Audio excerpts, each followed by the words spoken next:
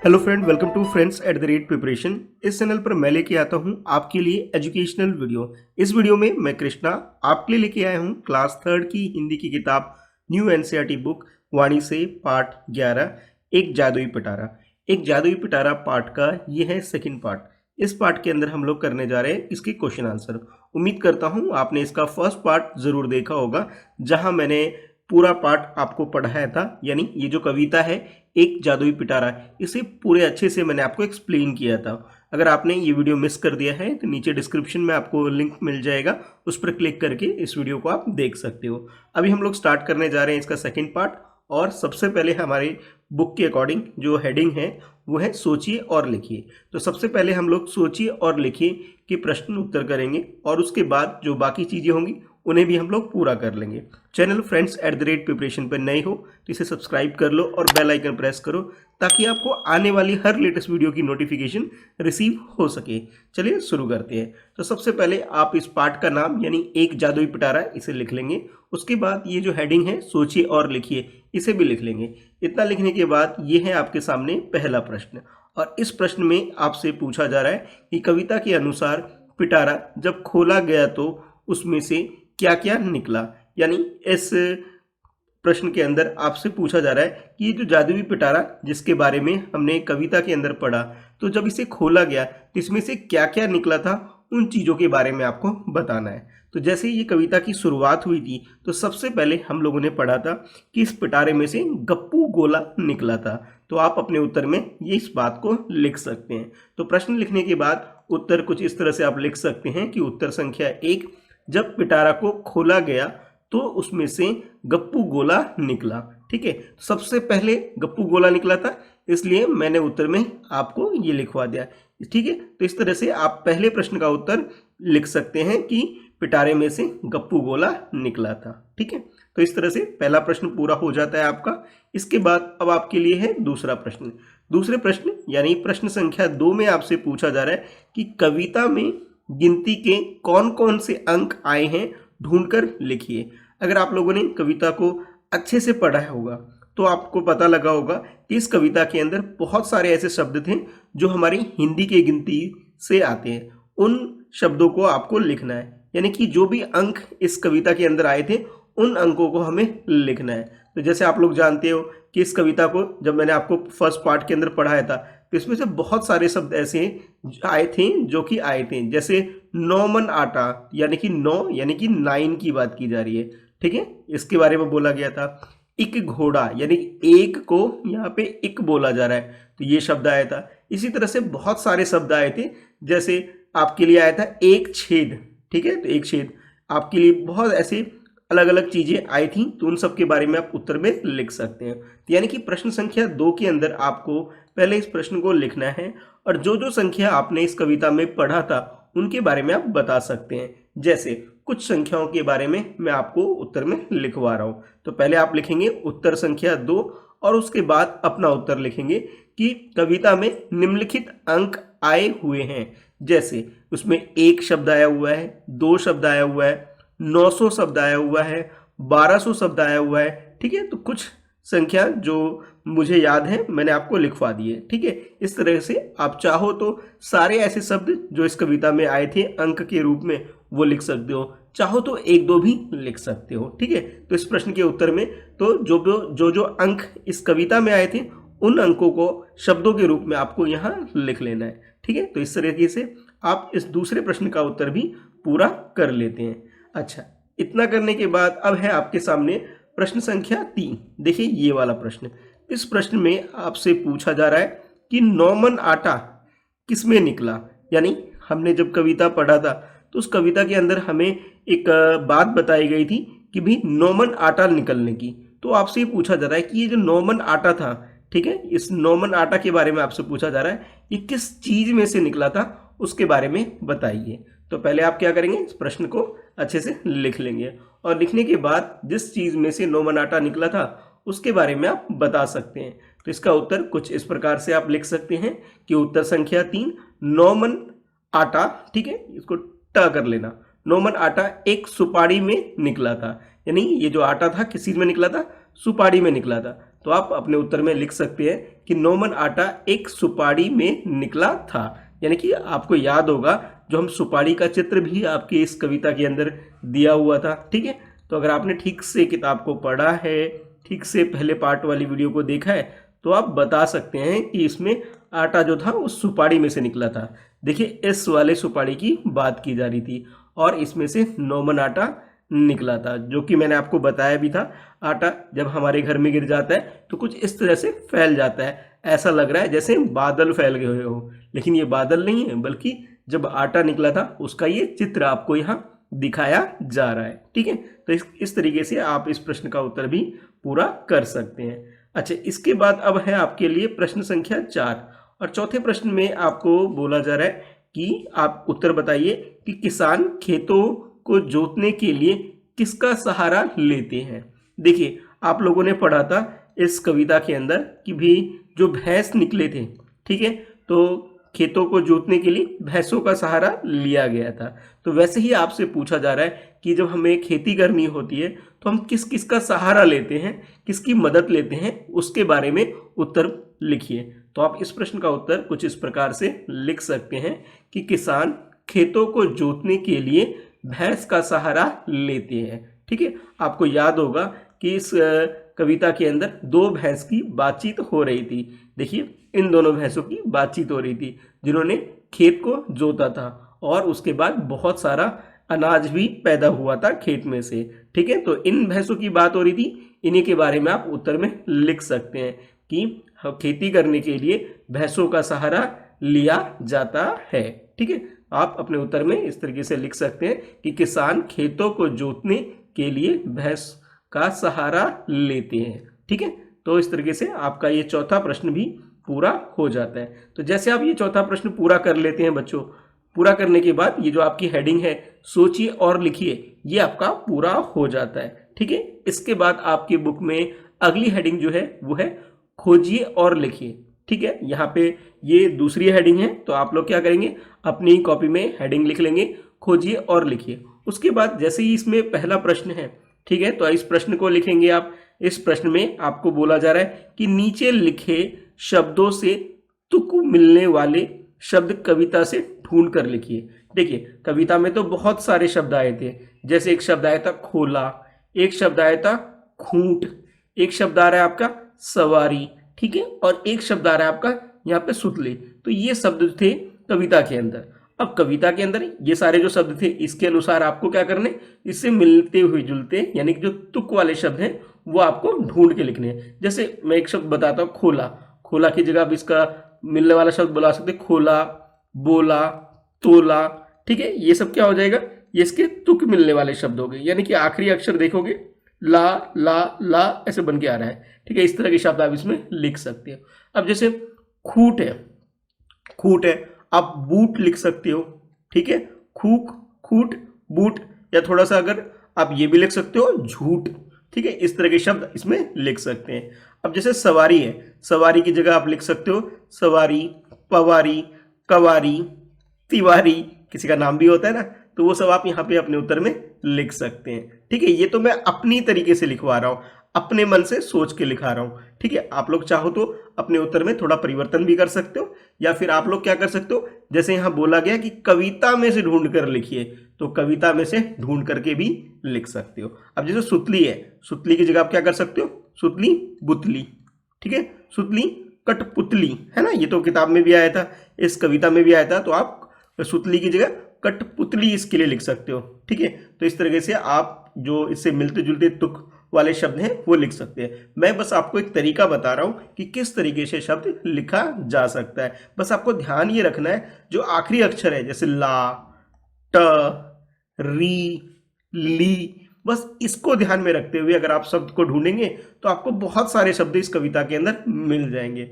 ठीक है, तो उनको आप यहाँ पे लिख सकते हैं। जैसे सवारी, सुपारी, री, दोनों में री आ रहा है, ये आप लिख सकते हो। जैसे कठपुतली, यहाँ भी ली आ रहा है, ली, यहाँ री आ रहा है, यहाँ भी री आ रहा है, तो ये आप अपने उत्तर में अच्छे से लिख सकते हैं। जैसा प्रश्न में आपसे पूछा गया उसके अनुसार लिख सकते हैं। सवारी का सुपारी, सुतली का कठपुतली।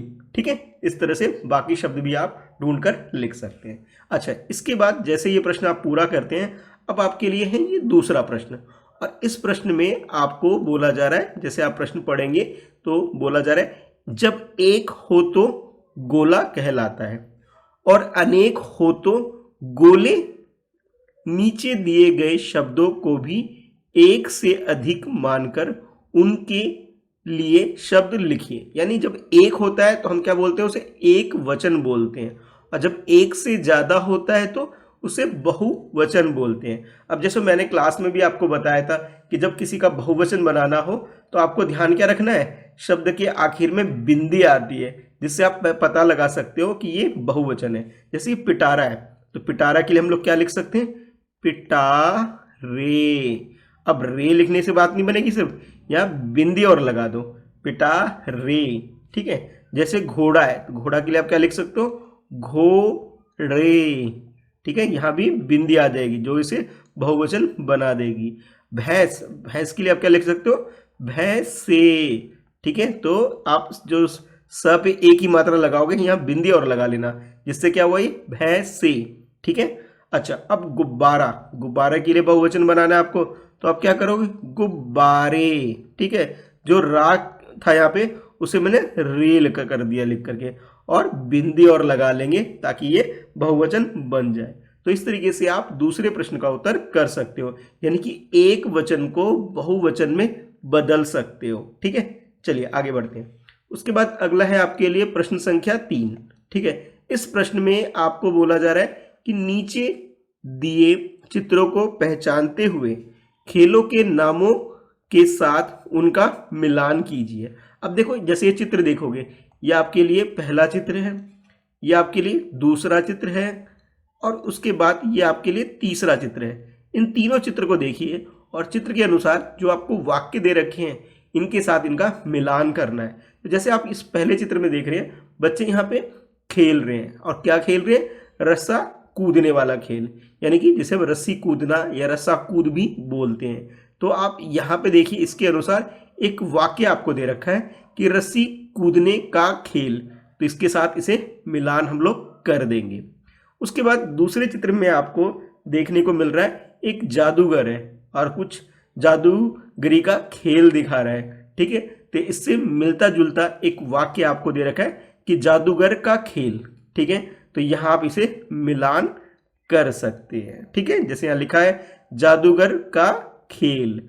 ठीक है, उसके बाद यहाँ आपको तीसरे चित्र में कठपुतली दिख रहा है और बच्चे उसे देख रहे हैं, यानी कि एक तरह से खेल चल रहा है जिसे सभी बच्चे देख रहे हैं कि कठपुतली को कैसे नचाया जाता है। तो यहाँ देखिए, आपके लिए एक वाक्य दे रखा है कठपुतली का खेल, तो इसके साथ इसका मिलान आप कर सकते हो।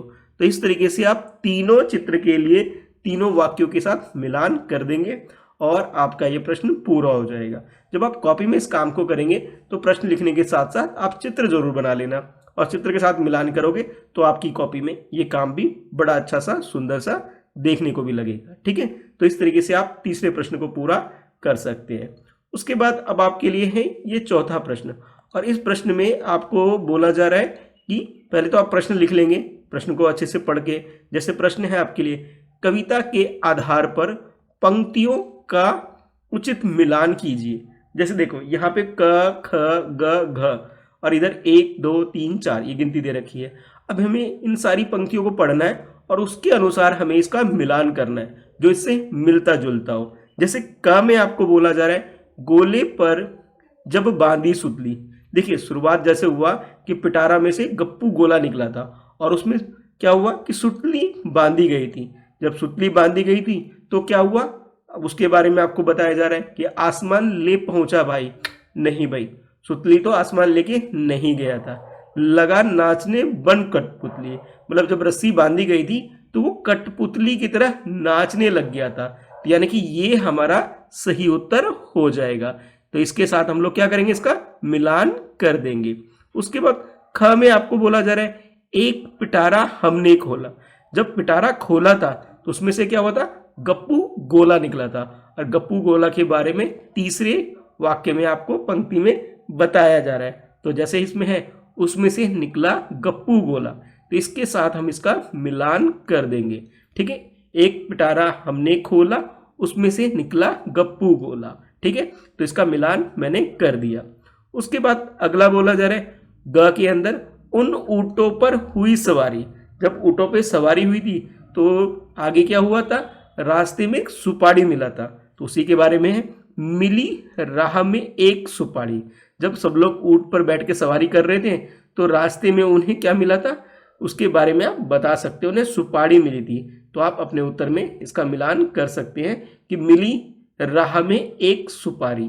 ठीक है, तो इस तरह से मिलान करके अपना उत्तर पूरा कर सकते हो। और लास्ट में आपके लिए बच गया कि घोड़े के जब एड़ लगाई, जब घोड़े को एड़ लगाई कि चल मेरे घोड़े, इस तरह से, तो क्या हुआ था कि वो घोड़ा आसमान में लेकर चला गया था। देखो आपको याद होगा, अगर आपने फर्स्ट पार्ट देखा होगा तो फर्स्ट पार्ट के अंदर मैंने आपको चित्र के माध्यम से ये सारी चीजें आपको दिखाई भी दी, समझाई भी दी। ठीक है, देखो जैसे ये चित्र देखो, इस चित्र के माध्यम से भी आपको याद होगा कि हमने जब कविता का अंत किया था, ठीक है, तो आपको याद होगा कि भी अंत होने से थोड़ा पहले हम लोगों ने पढ़ा था कि जब घोड़े को एड़ लगाई थी तो घोड़ा सबको कहाँ ले गया था, आसमान में ले गया था, कुछ इस तरह से था। और जब गप्पू गोला कब निकला था, जब पिटारा को खोला गया था।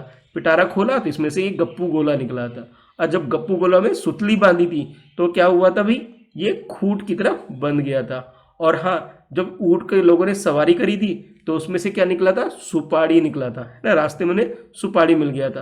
तो आप सुपाड़ी के बारे में बता सकते हो। तो जिस तरह से आपने एक एक चित्र को देखा था, अच्छे से पढ़ा था, तब जाकर के आप इस उत्तर को अच्छे से पूरा कर पा रहे हो। ठीक है, तो जैसे लास्ट वाला है इसे पहले के साथ मिलान आप लोग कर सकते हैं।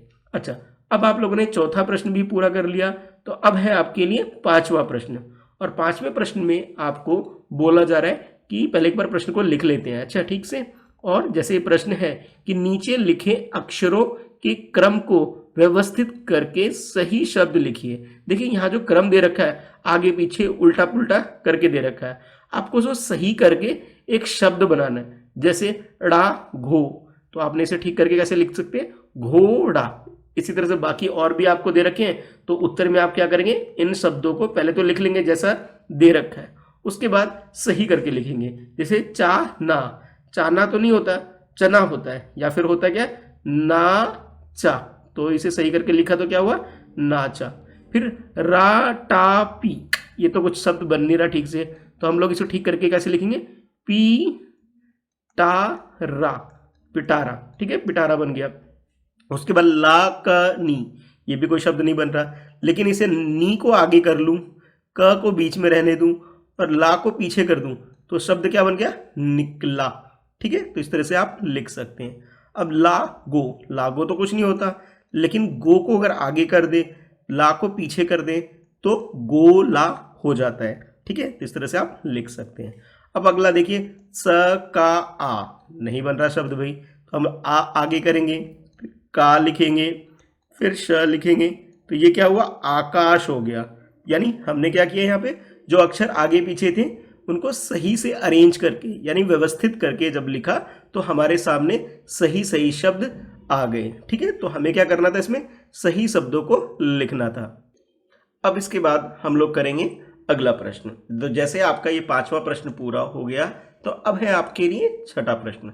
अब इस छठे प्रश्न में पहले आपको एक चित्र दे रखा है, जैसे कि आप यहाँ देख सकते हैं, ऊंट का भी चित्र दे रखा है और घोड़े का भी चित्र दे रखा है। और आपसे बोला जा रहा है कि नीचे दिए गए चित्रों में रंग भरिए। तो पहले इसमें और इसमें दोनों में क्या करेंगे, रंग भरेंगे। यानी पहले प्रश्न को लिखेंगे और लिखने के बाद इन चित्रों को बनाएंगे और इसमें रंग भर देंगे।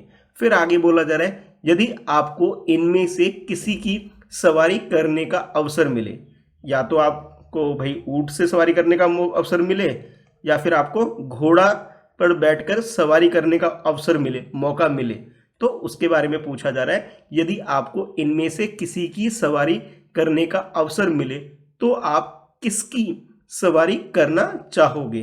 तो भाई ये तो आपका उत्तर है भाई, आप लोग अपनी मर्जी से बता सकते हो। अब कुछ बच्चे कहेंगे सर हमें तो घोड़े पे सवारी करने का मन है, तो आप लोग क्या करेंगे, घोड़ा अपने उत्तर में लिख सकते हैं। कुछ बच्चे कहेंगे नहीं नहीं सर हमें तो ऊंट पर सवारी करने का मन कर रहा है, तो आप ऊंट अपने उत्तर में लिख सकते हैं। यानी कि जिसका जिस पे भी सवारी करने का मन कर रहा है उसके बारे में आप लिख सकते हैं। यह आपके ऊपर है जिस पे आप करना चाहते हैं। उसके बाद आगे आपको बोला जा रहा है कि उसके बारे में 4-5 पंक्तियों में अपने विचार लिखिए। अब देखो, जिसका ऊंट पे सवारी करने का मन है ऊंट के बारे में लिखेगा, जिसका घोड़ा पे सवारी करने का मन है घोड़े के बारे में लिखेगा। तो यहाँ आपको क्या करना है, 4 वाक्य कम से कम या फिर 5 वाक्य आपको लिखना है कि मुझे, इस तरह लिख सकते हो, मुझे ऊंट पर, जिसको ऊंट पर है तो आप ऊंट के बारे में लिखेंगे, मुझे ऊंट पर सवारी करने का मन करता है। ठीक है, तो आप लिख सकते हो कि मुझे ऊंट पर सवारी करने का मन करता है। ठीक है, तो जैसे मैंने यहाँ ऊंट के बारे में लिखा, कुछ बच्चे कहेंगे नहीं सर ऊंट के बारे में मत लिखवाइए, घोड़े के बारे में लिखाइए, तो ऊंट की जगह आप घोड़ा लिख सकते हो। फिर उसके बाद आप ये लिख सकते हो, मुझे घोड़े और ऊंट में से ऊंट पसंद है, ऊंट के बारे में लिख सकते हैं। कोई बच्चा बोलेगा मुझे घोड़े और ऊंट में से घोड़ा पसंद है, वो लिख सकते हो। ठीक है, जिसका जिसके बारे में पसंद है अपने पसंद के अनुसार आपको यहाँ पे 4 या 5 वाक्य में उत्तर लिखना है। ठीक है, लिखना कैसे है उसके बारे में मैंने आपको बता दिया। चाहो तो आप दोनों के बारे में लिख सकते हो, लेकिन यहाँ पे इस प्रश्न में किसी एक के बारे में बोला गया है। तो जब आप घर पे प्रैक्टिस करोगे बच्चों एग्जाम से पहले, तो आप ना दोनों के बारे में प्रैक्टिस कर लीजिए। कई बार एग्जाम में आपको यही पूछ लिया जाए कि घोड़े के बारे में लिखो, तो आप घोड़े के बारे में लिख सकते हो, ऊंट के बारे में बोला जाए तो ऊंट के बारे में लिख सकते हो। तो हमें जब प्रैक्टिस करनी है दोनों की करनी है। तो मैं चाहता हूँ आप कमेंट में भी थोड़ा सा उत्तर लिखिएगा वाक्य बना के, घोड़े के बारे में भी 1-2 वाक्य और इसके अलावा ऊंट के बारे में भी 1-2 वाक्य। ठीक है, तो इस तरीके से आप इस प्रश्न का उत्तर पूरा कर सकते हैं। इसके बाद अगला प्रश्न है आपके लिए प्रश्न संख्या 7। देखिए ये वाला प्रश्न, और इस प्रश्न में आपको बोला जा रहा है नीचे जादुई पिटारे का एक चित्र दिया गया है, उसमें अपनी पसंद के रंग भरिए। देखिए एक जादुई पिटारा है, उसमें उसका चित्र आपको दे रखा है लेकिन रंग नहीं भरा हुआ है। तो पहले आप क्या करिए, चित्र को बना लीजिए और उसके बाद जो भी रंग आपको भरने का मन कर रहा है इसमें रंग भर दोगे। ठीक है, फिर आपको बोला जा रहा है आप भी अपना एक जादुई पिटारा बनाइए और बताइए कि आप उसमें क्या क्या रखना चाहोगे। यानी कि अगर आपको एक जादुई पिटारा बनाना होता तो आप उसमें से क्या क्या रखना चाहोगे उसके बारे में उत्तर में लिखिए। तो आप उत्तर लिख सकते हो कि मैं अपने जादुई पिटारे में ये वस्तुएं रखूंगा। जैसे किसी को रेलगाड़ी पसंद है तो बच्चा क्या बोलेगा, सर मैं तो रेलगाड़ी रखूंगा, रेलगाड़ी उत्तर में आ जाएगा। कुछ बच्चे कहेंगे सर मुझे तो क्रिकेट खेलना पसंद है, मैं तो बॉल रखूंगा, बॉल रख सकते हो। या फिर जिसको जो भी पसंद है अपने पसंद के अनुसार जो जो चीज़ आप रखना चाहते हो वो रख सकते हो, यहाँ लिख सकते हो। ठीक है, तो मैंने तो 2 चीज़ों के बारे में बताया, आप चाहो तो ज़्यादा के बारे में भी लिख सकते हो। ठीक है, तो इस तरीके से आप 7 में प्रश्न का उत्तर पूरा कर सकते हैं। इसके बाद अगला है आपके लिए जो हेडिंग है वो है मेरी कलाकारी। यानी यहाँ आपको कुछ चित्र बनाने के लिए और उसमें रंग भरने के लिए बोला जा रहा है। जैसे कि आप ये चित्र देख भी रहे हो, पहले इनको पढ़ते हैं कि इस प्रश्न में आपको बोला क्या जा रहा है। पूरा प्रश्न पढ़ते हैं, उसके बाद हम इसके अनुसार काम करेंगे। नीचे दिए गए चित्रों में तीलियों वाले पुतले दिखाए गए हैं, आप भी अपनी पसंद के फल, फूल, साग, पशु पक्षियों व जानवरों के पुतले तैयार कीजिए। जैसे यहाँ आपको चित्र दे रखे हैं, इसी के अनुसार आप फल को ध्यान में रखते हुए, फूल को ध्यान में रखते हुए, साग को ध्यान में रखते हुए, किसी पशु को ध्यान में रखते हुए या फिर किसी पक्षी को ध्यान में रखते हुए या किसी जानवर को ध्यान में रखते हुए इस तरीके का आपको पुतला तैयार करना है। यानी कि ये एक तरह से क्या होगी आपके लिए, गतिविधि होगी आपके लिए।